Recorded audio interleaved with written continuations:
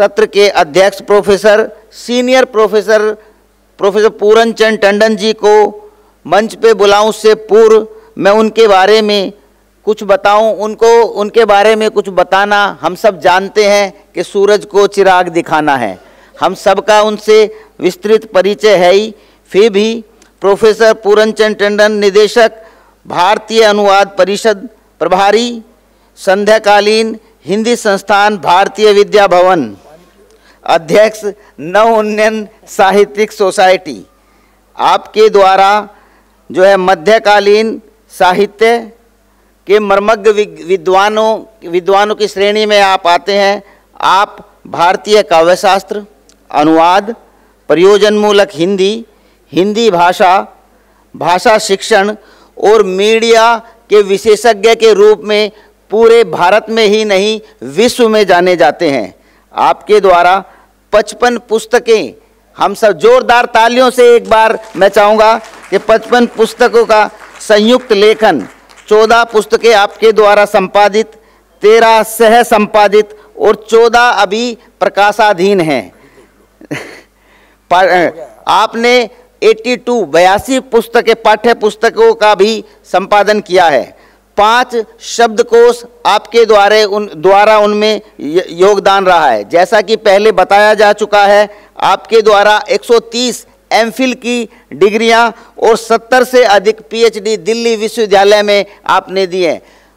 मेरे पास 5 पेज का लंबा पत्र है, मैं इसको पढ़ूंगा तो 1 घंटा और लगेगा।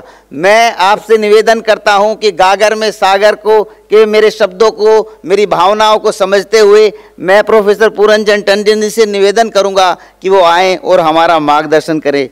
प्रोफेसर पूरन चंद टंडन जी। आप सभी सभागार में उपस्थित समादृत श्रोतागण, मित्रों, विद्वज्जनों, हिंदी प्रेमियों, आप सबके प्रति आभार और कृतज्ञता ज्ञापित करता हूं। और मंच पर जो मेरे साथ बैठे हुए समादृत वक्ता विद्वान हैं,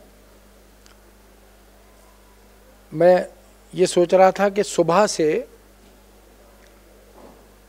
ये शायद पहला सत्र है जिसमें मंच पर सारे प्रोफेसर ही हैं और सभी प्रोफेसरों, हाँ, स्पेशल सत्र। तो ये बड़ी अच्छी बात है कि सभी लोग, प्रोफेसर लोग यहाँ हैं और सबने जो वक्तव्य हमारे सामने हुए, विशेष रूप से प्रोफेसर मिश्र जी का, डॉक्टर प्रोफेसर विनीता जी का, और जिस तरह का संयोजन संचालन प्रोफेसर प्रदीप जी कर रहे हैं, तो मेरा काफ़ी हद तक तो काम सरल हो गया। और ये समय ऐसा है कि आप सबको जगाना बड़ा कठिन लग रहा है मुझे, क्योंकि खाना खाने के बाद और बिना चाय के आप में से बहुत लोग मुझे ऊँघते हुए दिख रहे थे। तो मुझे लगा कि जो महर्षि अरविंद ने जिस चेतना का बिगुल बजाया था, मुझे भी वो बजाना पड़ेगा, तभी कुछ बात बनेगी। बहरहाल महर्षि अरविंद पर तो बहुत चर्चा हो गई है और ये भी संकेत है कि वो ऋषि नहीं थे, महर्षि थे। और मेरे लिए सौभाग्य क्या है, संयोग भी है कि महर्षि अरविंद से मेरा रिश्ता है। वो इस रूप में है कि मैंने विधिवत अध्यापन श्री औरोबिंदो कॉलेज से किया था, प्रारंभ वहीं से किया था। और ये सुखद संयोग बन गया कि आज उन पर थोड़ी चर्चा परिचर्चा करने का सौभाग्य भी मुझे मिला। मैं विशेष रूप से अंतर्राष्ट्रीय हिंदी सम्मेलन के इस अवसर पर और विश्व हिंदी परिषद, जिसके माध्यम से ये 2 दिवसीय अंतर्राष्ट्रीय संगोष्ठी का आयोजन हो रहा है, संध्या जी ने, प्रदीप जी ने, विपिन जी ने और परिषद के सभी पदाधिकारियों ने यह जो राष्ट्रीय अंतर्राष्ट्रीय महत्व का एक सामाजिक, सांस्कृतिक और साहित्यिक उत्सव आयोजित किया। आज की दुनिया में इतने बड़े आयोजन की परिकल्पना थोड़ी कठिन होती है, और वो भी दिल्ली जैसे महानगर में। तो मैं विशेष रूप से बधाई देता हूं प्रोफेसर संध्या जी को, प्रोफेसर प्रदीप जी को और इनकी पूरी टीम को, जो सुबह से मैं देख रहा हूं कि शोधार्थी, विद्यार्थी, जो शिक्षकगण हैं वो सभी बड़ी निष्ठा से, बड़ी आत्मीयता से इस काम में लगे हुए हैं। तो उन सबको मेरी तरफ से बहुत बहुत बधाई और शुभकामनाएं।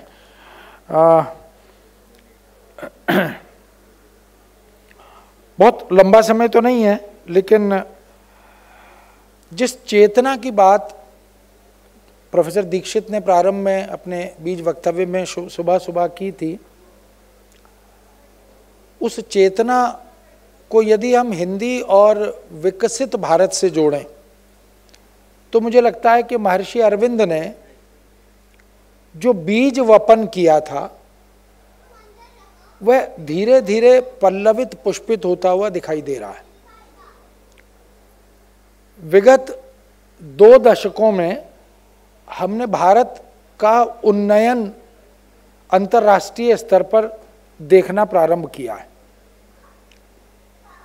उस स्वप्न को, जिसकी चर्चा पहले हो चुकी है, जो 5 स्वप्न उन्होंने देखे थे, उसमें राष्ट्र को सर्वोपरि मानना, ये वास्तव में ये बोध अब पैदा हुआ है। पिछले कुछ वर्षों में हमें इससे पहले तो भारत की अस्मिता पर बात करने का, सोचने का अवसर भी नहीं मिलता था और बहुत सारे लोग तो देश को और राष्ट्र को महत्व इसलिए भी नहीं देना चाहते थे क्योंकि वो वैश्वीकरण की परिकल्पना से चालित होते थे। लेकिन महर्षि अरविंद ने जिस राष्ट्र की अस्मिता और महत्ता को रेखांकित किया, उसका प्रतिफलन अब हमें दिखाई दे रहा है। हिंदी को और राष्ट्रीय विकास को, भारत के चहुमुखी और बहुमुखी विकास को यदि हम जोड़कर देखें तो मुझे लगता है कि ये सतत विकास अरविंद के उन विचारों का हुआ है और वो ऋषि परंपरा में, समाज सुधारकों की परंपरा में, स्वतंत्रता सेनानियों की परंपरा में हम उसको क्रमशः देख सकते हैं। इस देश की सबसे बड़ी विशेषता क्या है कि ये ऋषि, मुनि, साधु और संतों का देश है और ये सब लोग वो हैं जो साधना जीवी व्यक्ति और व्यक्तित्व रहे, इसीलिए विराटता इनके साथ जुड़ी हुई है।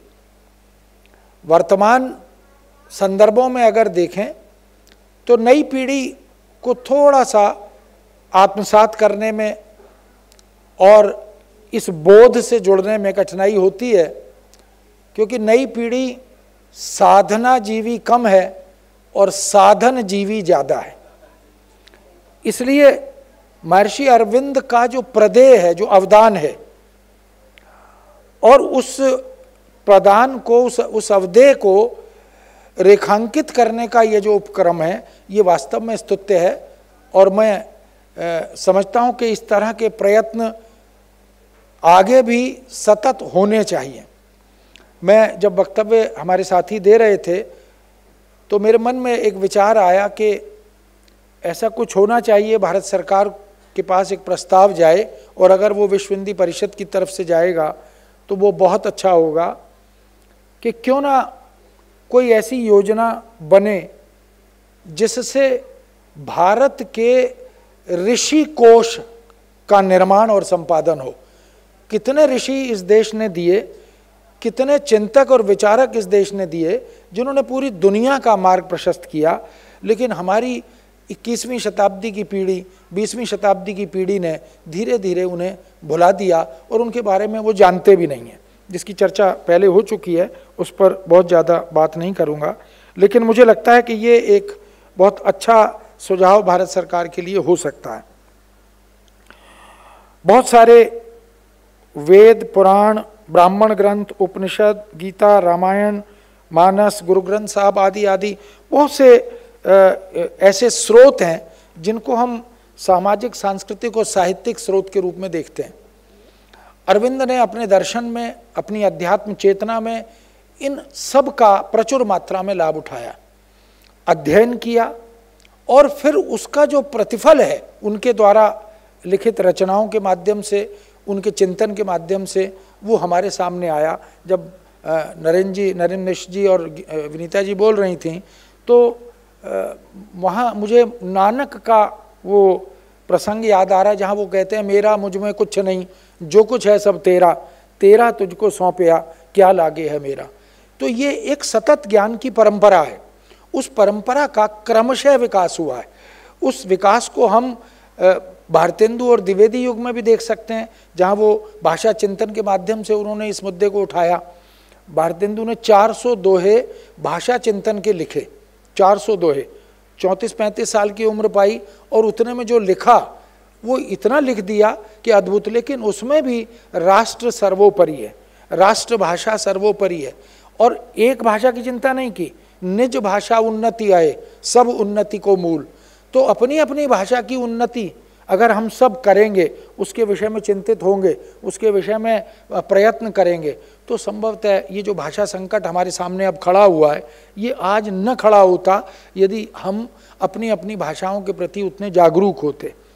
यही नहीं, मुझे द्विवेदी जी का वो प्रसंग याद आ रहा है। महावीर प्रसाद द्विवेदी ने सरस्वती पत्रिका का संपादन करते हुए, सरस्वती पत्रिका के प्रथम संपादक बाबू श्याम सुंदर दास थे, लेकिन 2-3 वर्ष बाद ये दायित्व महावीर प्रसाद द्विवेदी को मिला। द्विवेदी जी ने सरस्वती पत्रिका के एक एडिटोरियल में, एक संपादकीय में एक बड़ी सुंदर बात लिखी, जो विषय हमारा आज है उसको ध्यान में रखते हुए मैं इसको आपके सामने रख रहा हूँ। उन्होंने लिखा कि मेरा विरोध अंग्रेजी दां मानसिकता के लोगों से कदापि नहीं है। अभी बात हो रही थी कि अंग्रेज चले गए लेकिन अंग्रेजियत नहीं गई। ये जो मानसिकता है, ये मानसिकता नहीं बदली, बल्कि उस अंग्रेजियत का एक हवा बन गया, एक भय बन गया और हमें लगने लगा कि हमें अपने बच्चों को अगर आगे बढ़ाना है तो अंग्रेजी के माध्यम से ही आगे बढ़ाया जा सकता है। कुछ ये क्रिएटेड भी है, कुछ ऐसा बनाया भी गया जानबूझकर। तो द्विवेदी जी ने कहा कि मेरा विरोध अंग्रेजी दा मानसिकता के लोगों से कदापि नहीं है, मेरा विरोध तो उनसे है जो हिंदी की कीमत पर अंग्रेजी के पक्षधर हैं, at the cost of Hindi जो अंग्रेजी को प्रमोट कर रहे हैं। मेरा विरोध तो उनसे है और ऐसे लोगों को मैं उसी दृष्टि से देखता हूं जो अपनी गुणवती मां का अपमान करके किसी रूपवती पर स्त्री के चंगुल में फंस जाते हैं। ये द्विवेदी जी ने एक संपादकीय में उस समय लिखा था। इसका मतलब है कि वो जो महर्षि अरविंद का जो चिंतन था वो भारतेंदु और द्विवेदी युग से होता हुआ, और जिसकी चर्चा पहले की भी गई कि उन्होंने स्वतंत्र भारत की परिकल्पना की थी, सपना भी देखा था, और वही सपना महाकवि प्रसाद ने भी देखा। हिमाद्रि तुंग शुंग से प्रबुद्ध शुद्ध भारती, स्वयं प्रभा समुज्ज्वला स्वतंत्रता पुकारती। तो ये जो परंपरा है ये वास्तव में सतत है। अब मेरा मानना यह है कि ये जो चहुमुखी और बहुमुखी विकास की परिकल्पना हम कर रहे हैं, क्या वह अंग्रेजी के माध्यम से संभव है? और अभी भी 77 वर्ष की आज़ादी हम देख चुके, लेकिन वो चेतना जिसकी बात महर्षि अरविंद कर रहे थे, उस चेतना से अभी भी हम वंचित हैं। हमें राष्ट्र के प्रति, स्वभाषा के प्रति, मातृभूमि के प्रति, देश की अस्मिता के प्रति जो बोध चाहिए था वो आज भी नहीं आया। इसलिए मुझे याद आ रहा है प्रसाद जी का बड़ा सुंदर कथन। उन्होंने अपने एक नाटक में अपने एक पात्र से बहुत सुंदर संवाद बुलवाया, छोटा सा संवाद। वो पात्र कहता है चंद्रगुप्त में कि मनुष्य की सबसे बड़ी विडंबना क्या है? मनुष्य की सबसे बड़ी विडंबना यह है कि समझदारी आने तक यौवन चला जाता है। जब तक माला गूंथी जाती है तब तक पुष्प मुरझाना शुरू कर देते हैं।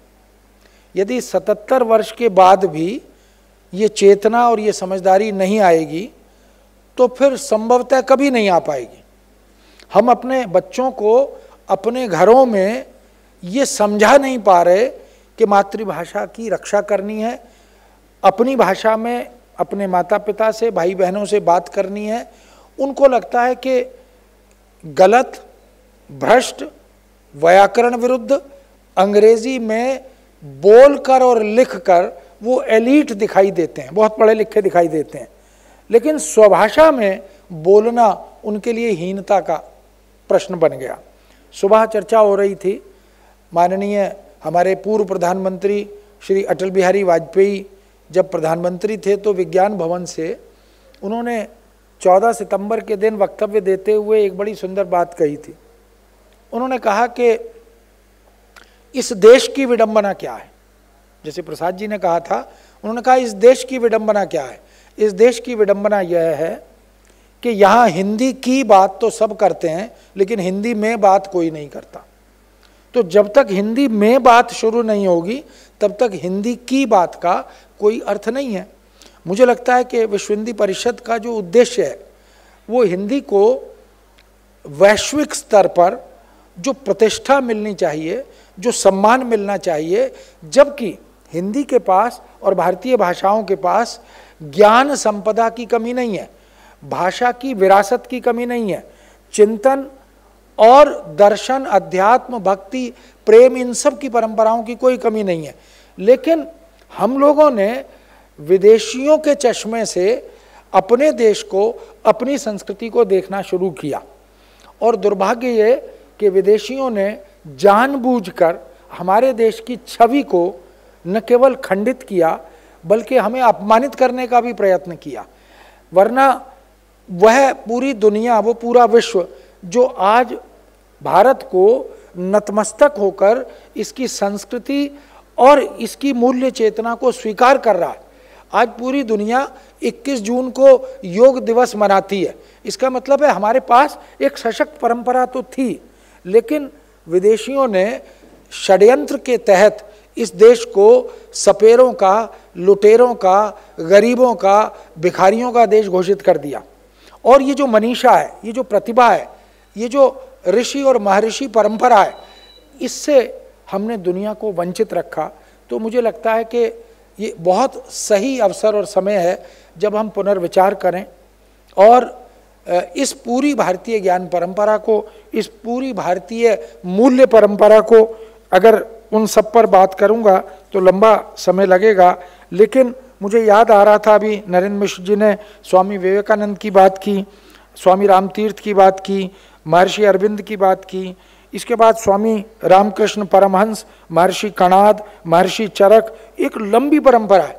अगर गिनना शुरू करेंगे तो 50 से ज़्यादा ऋषि तो वो हैं जिनके प्रदय के सामने पूरा विश्व आज भी नतमस्तक है।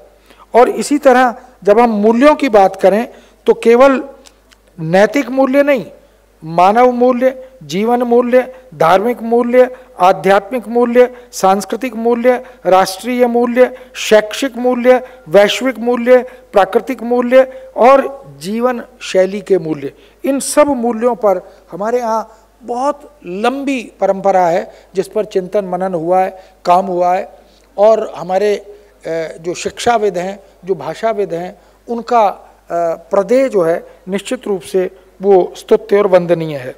मुझे लगता है कि हमें ज़रूरत इस बात की है कि हम गंभीरता से इन सब चीज़ों, क्योंकि सैद्धांतिक चर्चा तो खूब होती है लेकिन व्यावहारिक उसका प्रयोग अनुप्रयोग वो नहीं हो पाता। तो क्या हम अपनी शिक्षा ग्रंथों में, अपनी पाठ्यचर्या में, अपनी पाठ्य पुस्तकों में इन सब को, ऐसे ऋषियों और मुनियों को, ऐसे तपस्वियों को, क्योंकि इन्होंने जो कुछ हासिल किया वो तप और साधना का प्रतिफल है, वो केवल ये जो रटंतु विद्या है वो उससे उसका प्रदेय नहीं है। तो उस सब को भी ध्यान में रखकर हमें चलना होगा। और इन सब के साथ साथ मुझे लगता है कि हम सब के भीतर, जिसकी चर्चा पहले हुई है, महर्षि अरविंद ने संकेत किया है कि हम सब के भीतर एक चेतन है, एक चेतना है, और वो चेतना हमें समय समय पर जागृत करती है, जिसको हम अंग्रेजी में डूज एंड डोंट्स कहते हैं, क्या करें क्या न करें, इसका बोध वो चेतना पहले कराती है। हम कुछ भी कार्य करने के लिए आगे बढ़ें तो अंतश्चेतना से एक आवाज़ आती है कि ये करना चाहिए या नहीं करना चाहिए। तो मुझे लगता है उस अंतश्चेतना के स्वर को, उसकी आवाज़ को सुनने, समझने और पहचानने की आवश्यकता है। इस तरह मित्रों, भाषा को लेकर जहाँ तक हिंदी भाषा की बात है, आचार्य दीक्षित जी ने 1500 साल का इतिहास भाषा का बताया, और ये बात ठीक है। अगर हम 7वीं 8वीं शताब्दी से हिंदी के उदय की बात करें, और अब तक लगभग 1500 वर्ष निकल गए, लेकिन अभी भी ये जो अंग्रेजी की और इससे पहले जो पूरा मेडिवियल पीरियड है, जो मध्यकालीन भारत है, वो तो मुगल शासकों से काबिज था, और मुगलों ने इस देश की किसी भी भाषा को आगे नहीं बढ़ने दिया।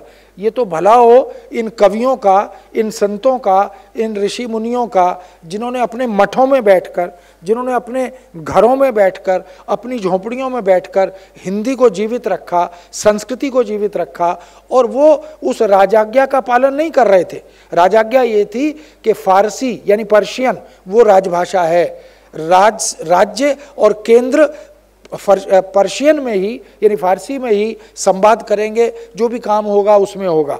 लेकिन इन कवियों ने जो भारत की, जो हिंदी की तमाम बोलियां हैं, उनके साहित्य को जीवित रखा। इसीलिए हिंदी और इसीलिए संस्कृति आज जीवित है, क्योंकि अगर रामचरितमानस ना होता, अगर गुरु ग्रंथ साहब ना होता, अगर तमाम ऐसे रचनाकारों का प्रदेय हमारे सामने न होता, तो शायद हम इस सांस्कृतिक विरासत से भी अवगत न हो पाते।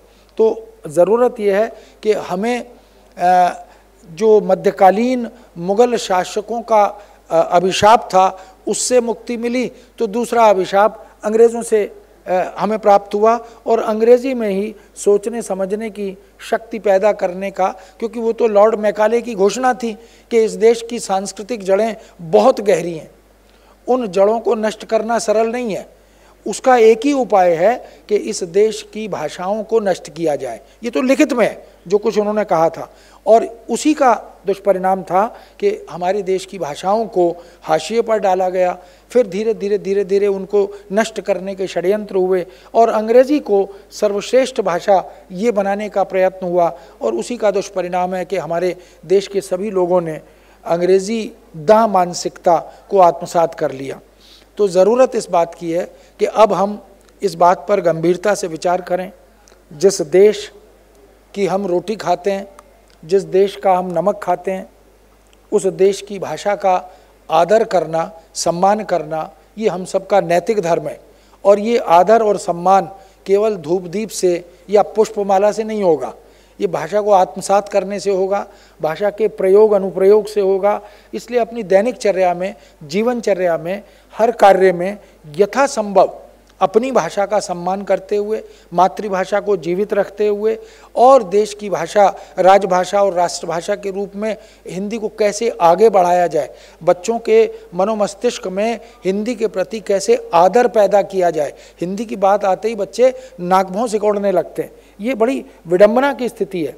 मैं, इतने सारे लोग यहाँ बैठे हैं, मैं आप में से किसी से भी पूछूं, क्या किसी ने अपने जीवन काल में एक बार भी अंग्रेजी में सपना देखा है? किसी ने नहीं देखा ना। तो हमारे सपनों की भाषा हमारी भाषा है, हमारे हंसने और रोने की भाषा हमारी भाषा है।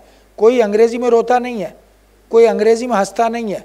तो जब हमारी अपनी भाषा में सब कार्य संपन्न होते हैं, हो सकते हैं, तो मुझे लगता है कि आज कम से कम इस विश्व हिंदी परिषद के उत्सव में ये संकल्प हमें लेना चाहिए कि ये जो उपक्रम हम सब के लिए किया गया, हम उसको चरितार्थ करें, उसे सफल बनाएं। उसका एक ही उपाय है कि यथासंभव आप अंग्रेजी के प्रयोग से अपने को थोड़ा विलग करें, और हिंदी के प्रयोग अनुप्रयोग को जितना बढ़ा सकें उतना बेहतर स्थिति होगी।